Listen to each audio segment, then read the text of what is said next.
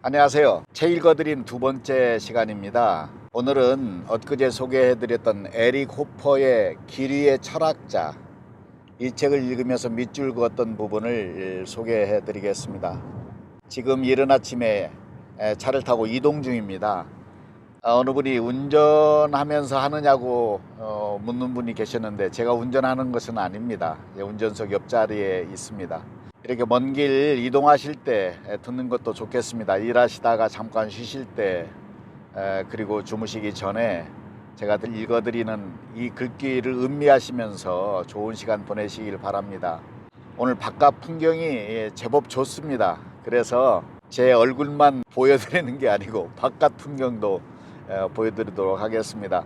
지난번에 생텍쥐베리의 어린 왕자에 이어서 이 에릭 호퍼의 길 위의 철학자 두 번째 책 읽어드림 시간, 여러분에게 좋은 시간 되시길 바랍니다. 이상하리만치 내 어린 시절의 기억은 아주 희미하다. 나는 7살 때 시력을 잃었다. 그것은 5살 때 어머니와 내가 계단에서 떨어진 사고 때문이었는데, 어머니는 결국 회복되지 못하고 2년 뒤에 돌아가셨다. 나는 앞을 보지 못하게 된 이후 뒤이어 기억마저 잃어버렸다. 언젠가 아버지가 나를 보고 백지자식이라고 하는 말을 들은 적이 있다. 어머니에 대해 내가 기억하고 있는 것은 체구가 작고 늘 불안해하던 분이라는 것이 전부이다. 5살이나 된 아들을 팔에 안고 다니셨던 것을 보면 무척 나를 사랑하신 게 분명하다. 나는 한밤중에 깨어났을 때 나의 등을 어루만져 주던 어머니의 손길을 느낄 때가 많았다. 또 다른 생생한 기억 하나는 9살 때 베토벤의 교향곡 제9번을 들었던 일이다. 그날 아버지는 나를 택시에 태워 뉴욕의 콘서트 홀로 데려갔다. 평상시에는 차분했던 아버지가 이날만은 이상하게도 들떠 있었다. 아버지는 음악을 사랑했고 우리가 들으려 했던 베토벤에 대해서도 잘 알고 있었다. 특히 제3악장은 숭고하다고 하면서 그중 일부를 콧노래로 부르기도 했다. 콘서트가 얼마나 오래 걸렸는지는 기억이 없다. 제9번 제3악장이 연주될 때 아버지는 내 팔을 움켜잡았고 나는 날개라도 달고 하늘로 날아오르는 듯한 기분이 들었다. 훗날 내가 다시 시력을 회복하고 세상 밖으로 나왔을 때 외롭고 버림받은 기분이 들 적마다 제3악장을 콧노래로 부르는 나 자신을 발견하곤 했다. 우리 집안에서는 어느 누구도 50세를 넘긴 이가 없었다. 에릭, 앞날에 대해 안달하지 마라. 넌 40살밖에 살지 못할 거야. 그 말은 내 가슴속에 뿌리를 내렸고 내가 몇 년 동안 노동자로 철따라 떠돌면서도 마음 편하게 살 수 있게 하는데 바탕이 되어주었다. 나는 삶을 여행객처럼 살아왔다. 어느 날 그 조그만 가게에 들어갔을 때 내 눈에 처음 들어온 것은 금박을 입힌 백지라는 글자였다. 그 글자는 위쪽 서가에서 내게로 돌진해왔다. 아버지가 나를 두고 백지아이라고 한 말이 나로 하여금 그 글자에 혹하게 했던 것이다. 내 손에 들린 그 책은 바로 도스토옙스키의 백지였다. 그 후 나는 해마다 그 책을 다시 읽었다. 첫 장의 스토리 전개는 어느 누구도 따라올 수 없는 것이었다.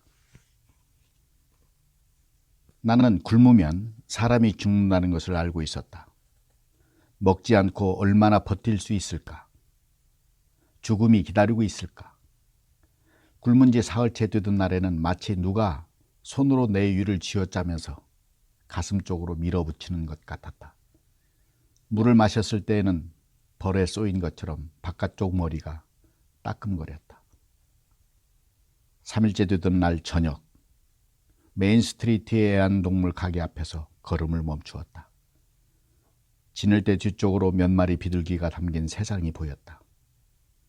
몇 마리는 흰색이었고 몇 마리는 회색, 2마리는 흰색에다 목둘레에 흑갈색 테두리를 두르고 있었다.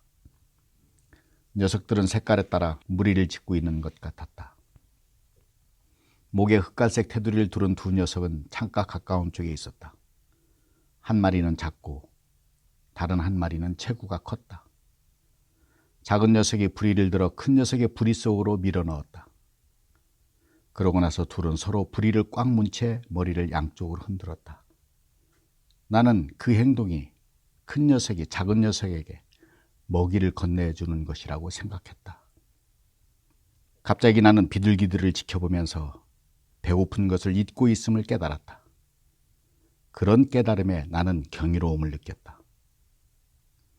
배고픔은 단지 치통 정도의 감각에 지나지 않는다는 것. 주의를 다른 곳으로 돌리면 그걸 잊을 수 있다는 것이 이상하게 여겨졌다. 갑자기 나의 몸이 가벼워짐과 동시에 자유로움을 느꼈다. 마치 악몽에서 깨어난 것 같았다. 그날 저녁에 나는 배를 채웠다. 한 레스토랑에 들어가 그릇 닦는 일을 자원하여 한 끼를 때웠던 것이다. 배고픔은 두려운 곳이 될 수 없었다. 주립 무료 직업소의 홀은 차고를 급조한 곳이었다. 실업자들은 칸막이로 된 창구를 마주보도록 배치해 놓은 여러 줄의 의자를 차지하고 있었다. 칸막이 뒤에서 전화벨이 울리면 담당자가 칸막이 밖으로 나와 확성기로 가구를 운반할 사람이나 접시 닦을 사람, 창문 닦을 사람 등을 찾았다. 숲을 이룬 손들 중에서 담당자는 하나를 골랐다. 일자리는 사람들이 희망을 가질 수 있을 정도로 계속 들어왔다. 나는 벤치의 앞줄에 자리를 잡고 있었다. 그러다가 오후에 마침내 잔디 깎는 일자리를 구할 수 있었다. 이른 아침부터 오후 늦게까지 자리를 지킨 탓에 나는 입에 풀칠하기에는 충분한 벌이를 할 수 있었다. 차츰 독서를 하고 사색할 수 있는 시간도 생겼다. 이 같은 내 생활의 변화를 말하기 이전에 먼저 설명해야 할 것이 있다. 그것은 담당자가 사람을 고르는 일에 관한 것이다. 담당자가 일자리의 종류를 불러주는데 몇 초가 걸리고 다시 손을 든 사람 중에서 하나를 고르는데 몇 초가 걸렸다.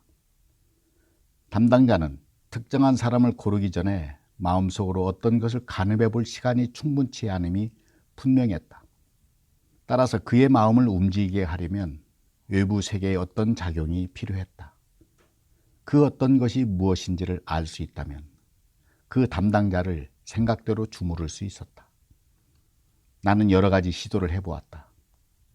그러다가 담당자의 눈이 앞에 5줄은 지나치고 6번째 줄의 중간에 머무는 때가 많다는 것과 붉은 종이로 싼 책이 담당자의 주의를 끈다는 사실을 발견했다.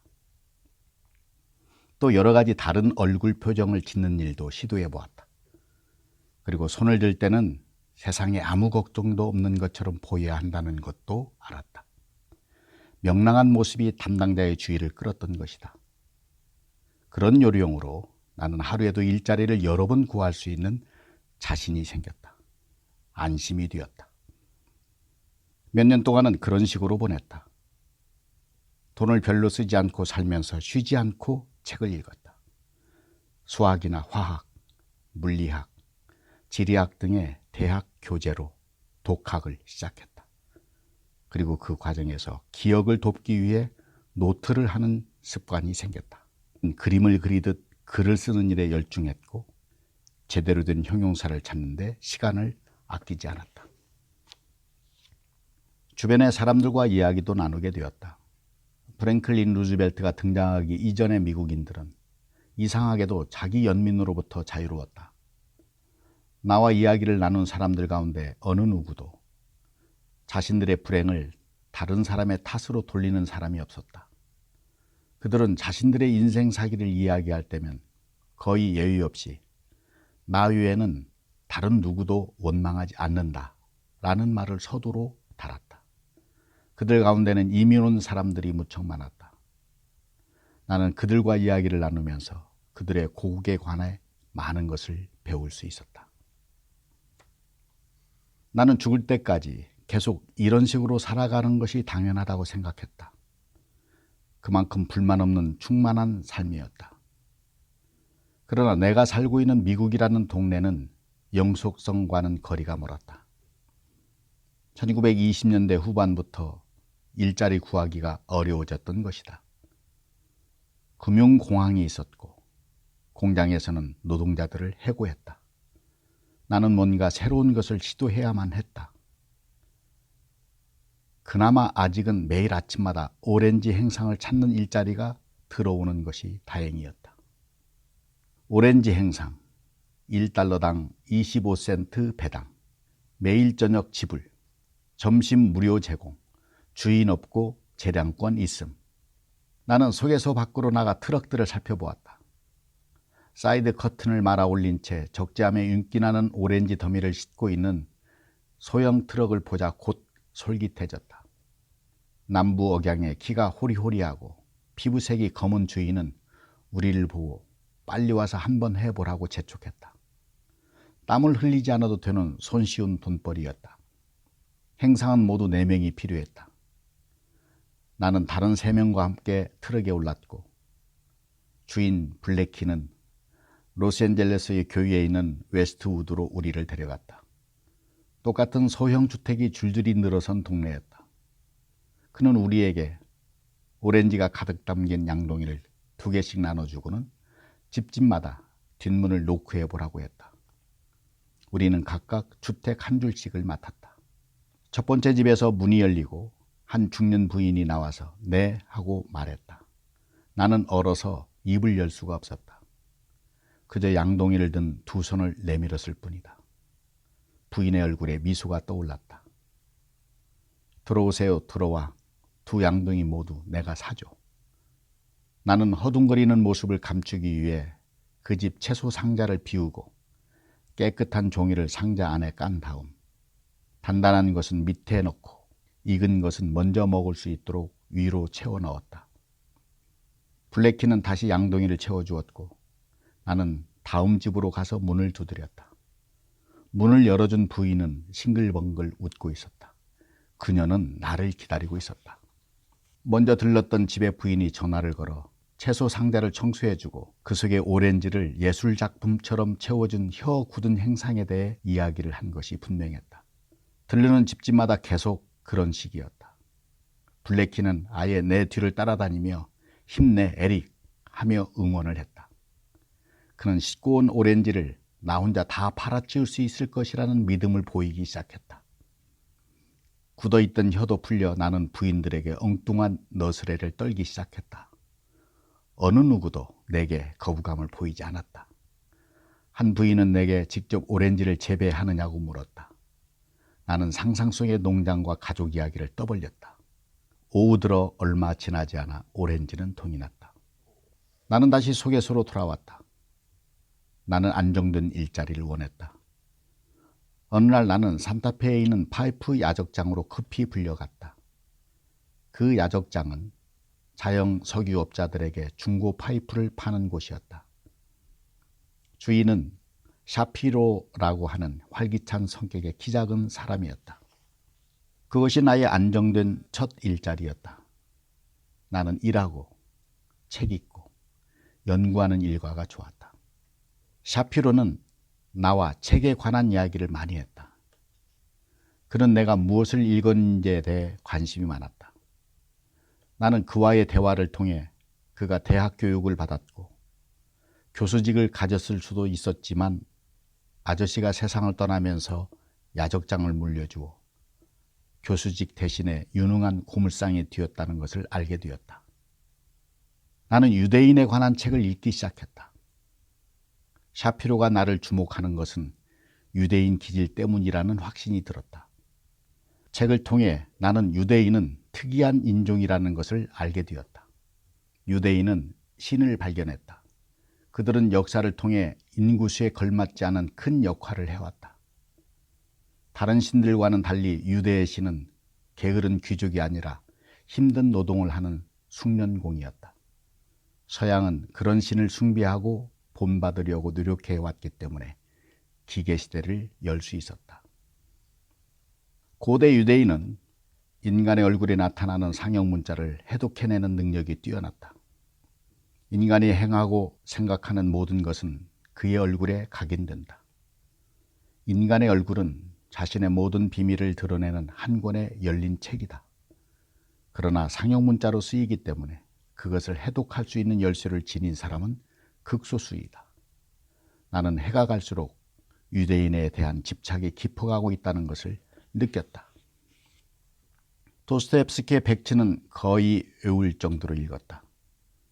나는 죄와벌, 카라마조프 형제를 다시 읽고는 그 사이에 내 정신이 성숙했음을 깨달았다.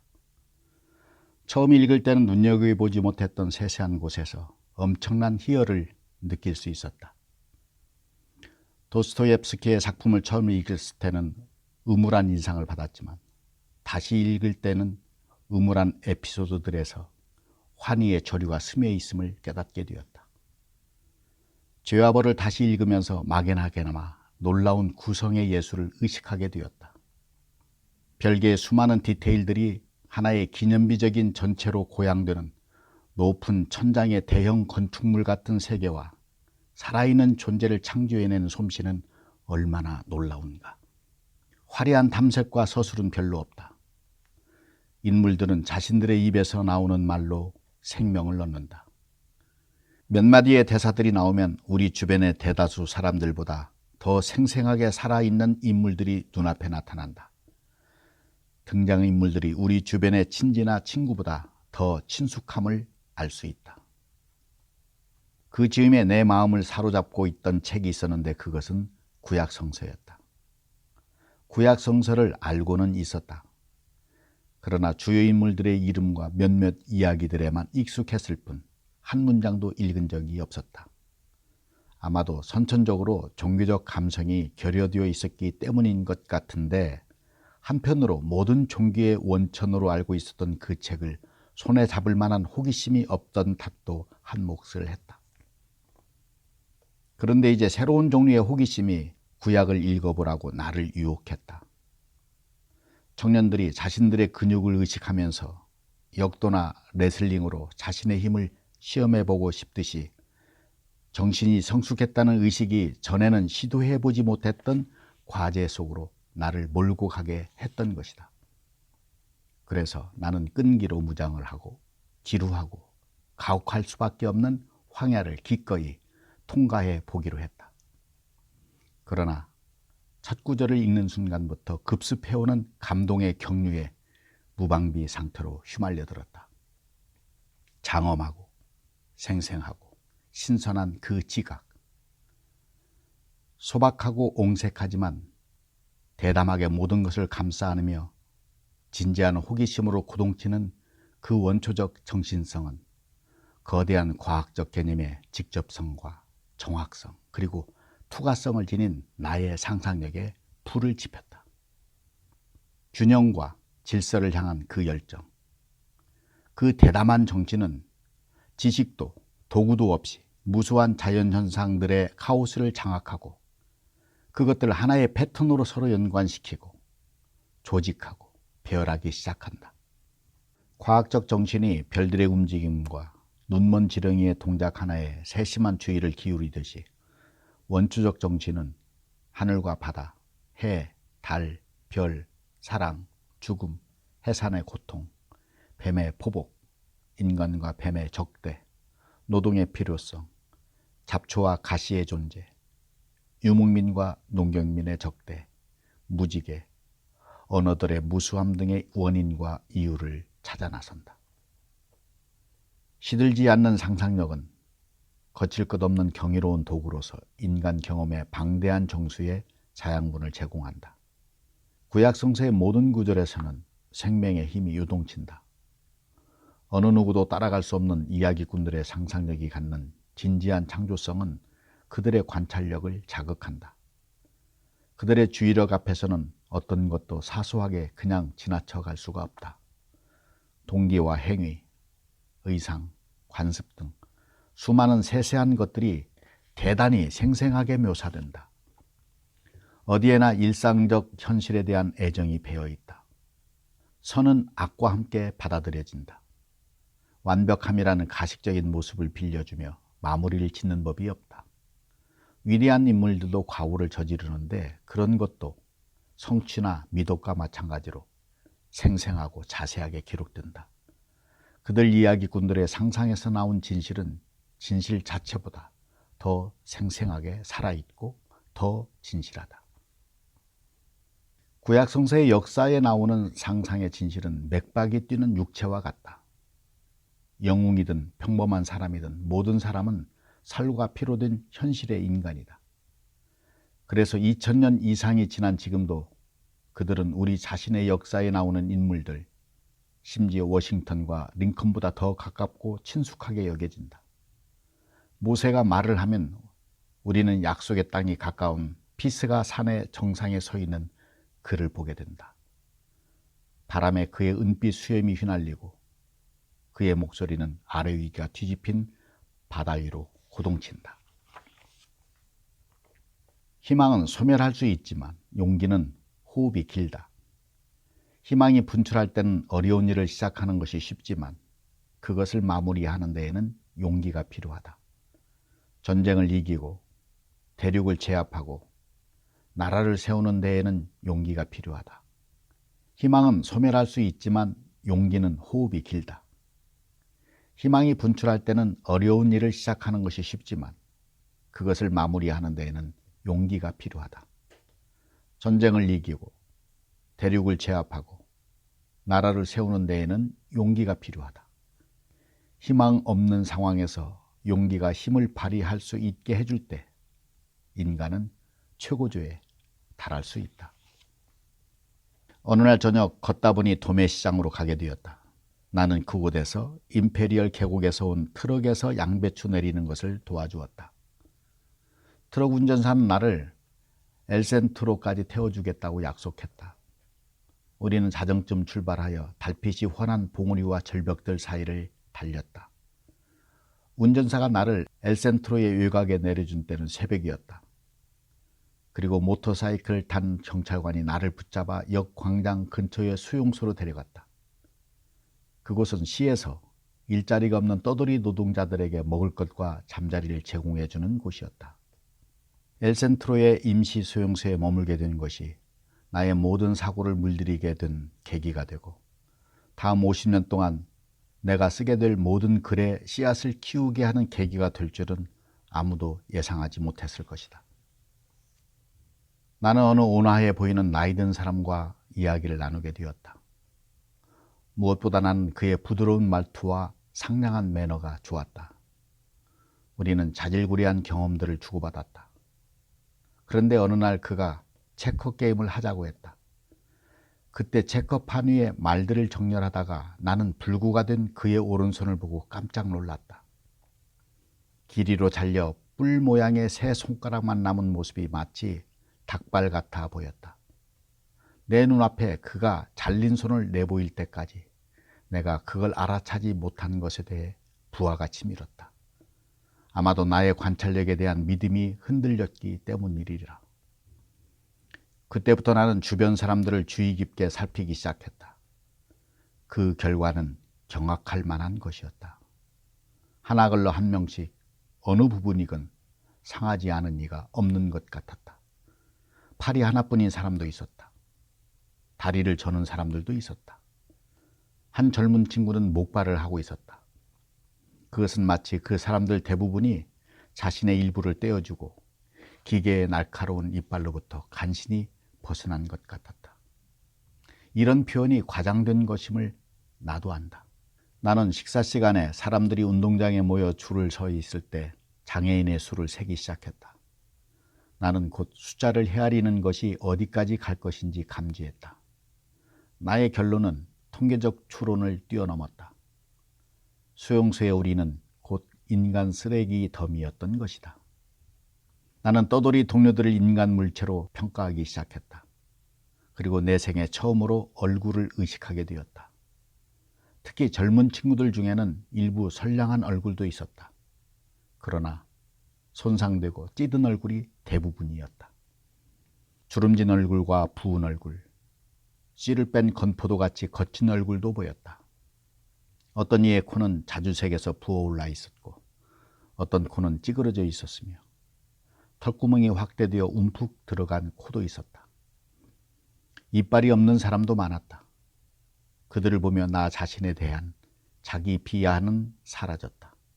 나는 실질적으로 모든 이들에 관한 본질적인 사실 몇 가지를 알게 되었다. 200명 중 70명만이 겉보기에 멀쩡하다는 것도 그 사실들 가운데 하나였다. 분명 우리들의 정신구조와 생존 방식 사이에 연관관계가 있는 것 같았다. 우리 대부분은 적응불능자였다. 우리가 안정적 직업을 접한다는 것은 서로 충돌하는 것을 의미할 뿐이었다.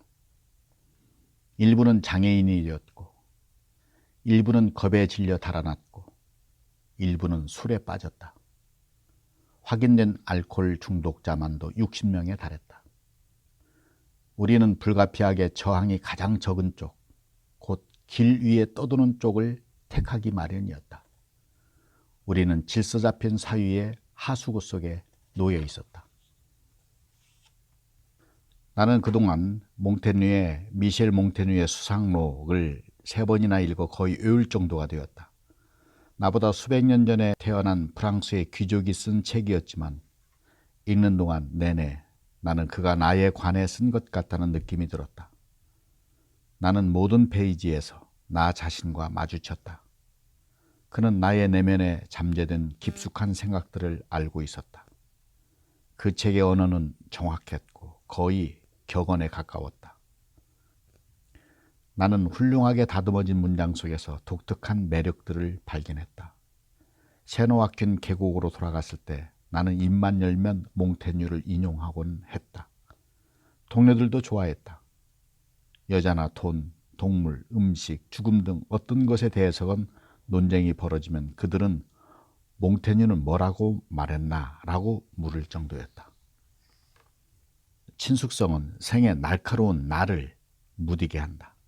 아마 예술가의 본 모습은 이 세상에서의 영원한 이방인이거나 다른 별에서 온 방문객일 것이다. 내가 정말 행복했던 순간이 있었던가? 헬렌과 함께한 생활은 진정 행복했다. 그녀가 자정이 지난 밤에 카페테리아에 나타나 두 팔로 나를 껴안고 키스했을 때 무엇과도 비교할 수 없는 드문 행복의 순간을 맛보았다. 그럼에도 그런 드문 순간의 행복은 참된 것이 아니었다. 내가 그럴 만한 가치가 있는가 하는 끊임없는 자격지심과 의혹으로 가득 찬 행복이었다. 아니다. 하퍼 출판사로부터 맹신자들을 출판하겠다는 전화를 받았을 때 나는 오직 한 번 참된 행복의 순간을 맛보았다. 운명의 사랑을 받는 물별의 존재가 평범한 인간 여정 위로 솟아오르는 것 같았다. 내가 그만한 가치가 있는가 하는 의문도 미래에 대한 두려움도 없었다. 다행히도 나는 들뜬 마음을 함께 나눌 사람이 없었다. 그로 인해 순간의 우월감이 꾸준한 확신으로 전환될 수 있었던 것 같다. 나는 곧 냉정을 되찾았고 마침내 노력하면 누구나 좋은 책을 쓸 수 있다는 부두노동자의 평상심을 다잡을 수 있었다. 내 책들이 언제 어떤 순서로 나왔는지 기억나지 않는다. 나는 써야 하기 때문에 쓴다. 나는 나 자신을 작가로 생각하지 않는다. 행복이란 거의 없다. 나이 든 사람들은 그 중에서도 우리가 원하는 것을 얻었을 때는 더욱 그렇다는 것을 증언하고 있다. 노년에 자신의 생을 되돌아본 많은 위인들은 자신들의 행복했던 순간들을 합쳐보아야 채 하루가 되지 못한다는 것을 알았다. 나는 완전히 불행했던 순간들을 살았던 것일까? 내가 헬렌에게서 달아난 이후로는 순간들이 아니라 몇 년 동안 불행에서 벗어날 수 없었다. 이별은 마음과 몸 모두를 해쳤다. 전에도 이야기했듯이 나는 결코 완전히 회복된 적이 없었다. 용서하는 마음은 용서를 낳는다. 나는 불만을 품었던 적이 없다. 그리고 항상 그렇다고 생각했지만 되돌아보면 세상이 나를 실제보다 더 잘 대해준 것 같다.